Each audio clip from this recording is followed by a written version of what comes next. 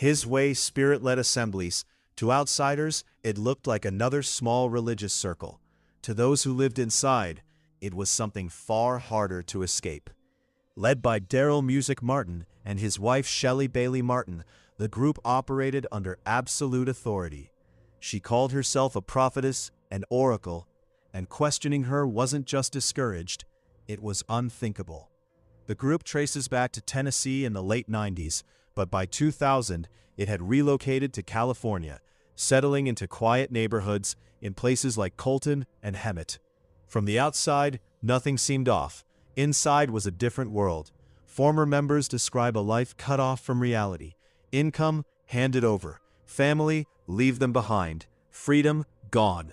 Some say marriages were arranged. Others describe punishments, control, and abuse, all justified as spiritual obedience. Members were told the end of the world was coming, and they were being prepared for it. To survive financially, the group operated through a pest control business, first known as Full Shield Inc., later rebranded as MaxGuard. But behind that ordinary front, something darker was building. Then the past started resurfacing. In 2010, a 4-year-old boy, Timothy Thomas, died while under the group's care in Colton. Authorities now allege he suffered from a ruptured appendix and was denied medical help because leaders believed God would heal him. More than a decade later, investigators began connecting more dots.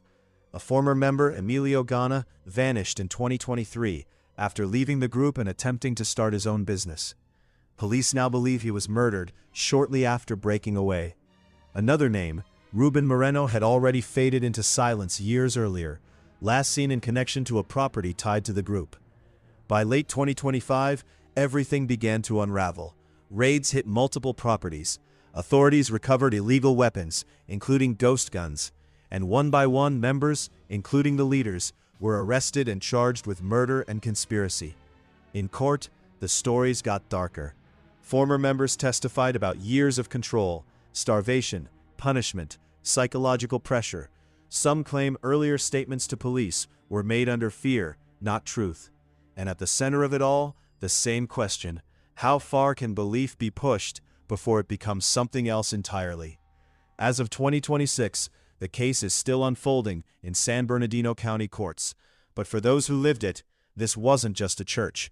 It was something they had to survive. Faith is a beautiful thing.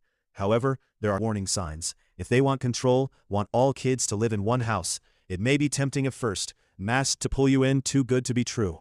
Listen to your instincts. Please be safe, and don't drink the Kool-Aid.